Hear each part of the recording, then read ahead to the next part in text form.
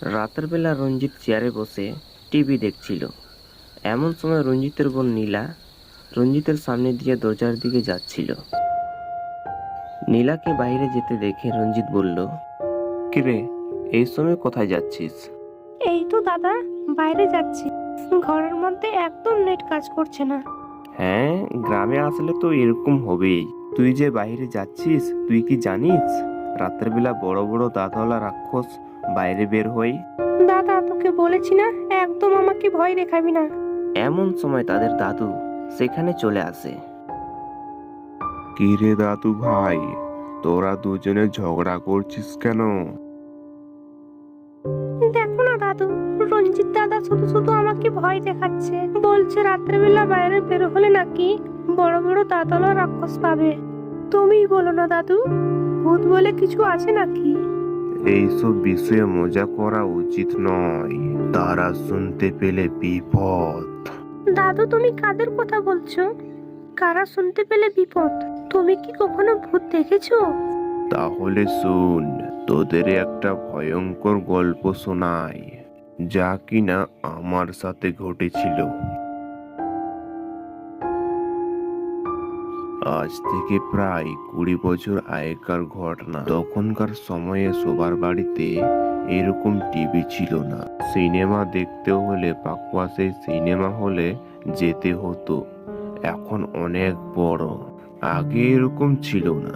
সেই সময়ে আমি আর আমার এক বন্ধু, যার নাম ছিল বাসু, আমরা দুজনে মিলে সিদ্ধান্ত করলাম আমরা সিনেমা দেখতে যাব। বাসু, পাকুয়া হলে নতুন একটা সিনেমা আসছে, অন্তরের বন্ধন। সিনেমাটা নাকি ভীষণ হিট, চল দেখতে যাবি? হ্যাঁ চল। কখন যাবি? রাত 8টার দিকে যাব। তুই রেডি থাকিস। কিন্তু সিনেমা দেখতে হলে তো অনেক রাত হয়ে যাবে। এত রাতে বাড়ি ফিরবো কি করে? তুই না একটা ভীষণ ভীতু, আমি আছি তো, ভয় কিসের? সেদিন ঠিক রাত 7টার দিকে আমরা দুজনে বাড়ি থেকে বেরিয়ে পড়ি।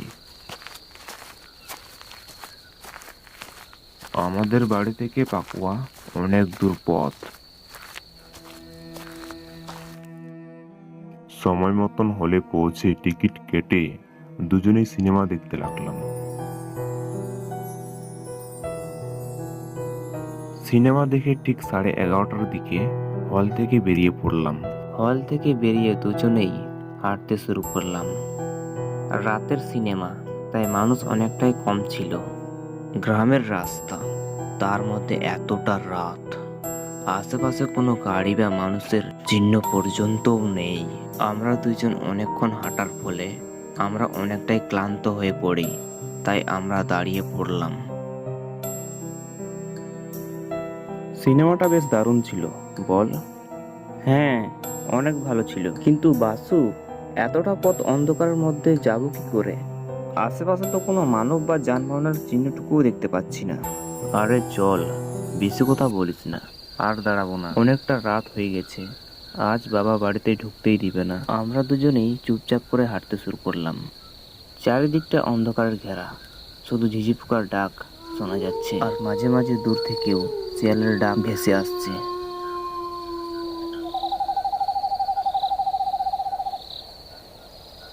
আমরা দুজন আর কিছুক্ষণ হাঁটার পর আমি আবারও দাঁড়িয়ে পড়লাম।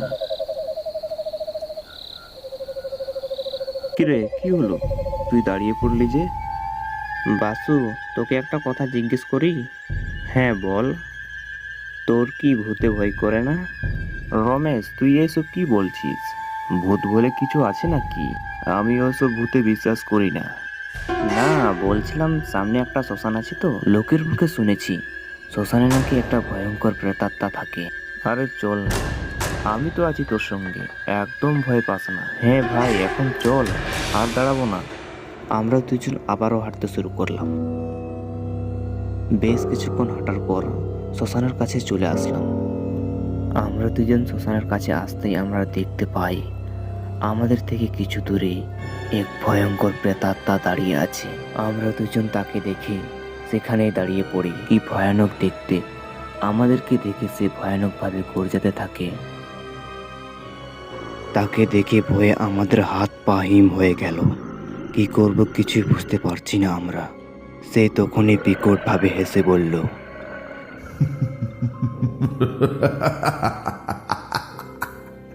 এই তোরা এই পথে আসছিস কেন? তোরা জানিস না এটা আমার এলাকা? তোদেরকে এখন কে বাঁচাবে?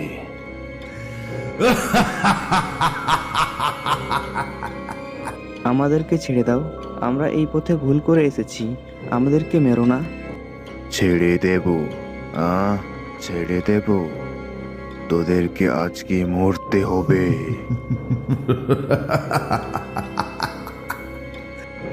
সেই ভয়ঙ্কর রাক্ষসটি আস্তে আস্তে আমাদের দিকে আসতে শুরু করলো। আমরা সেখানে এক মুহূর্তেও দাঁড়িয়ে থাকার সাহস পেলাম না। তখনই আমরা দুইজন প্রাণপণে ছুটতে লাগলাম। সেই ভয়ঙ্কর রাক্ষসটিও আমাদেরকে ধরার জন্য আমাদের পিছু পিছু ভয়ঙ্কর আওয়াজ করে দৌড়াতে থাকে।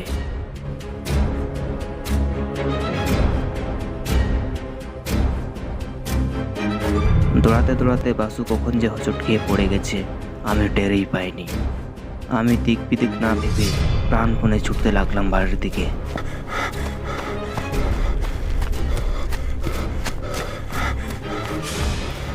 আমি দৌড়াতে দৌড়াতে বাড়ির কাছে এসেই জ্ঞান হারিয়ে মাটিতে পড়ে যাই।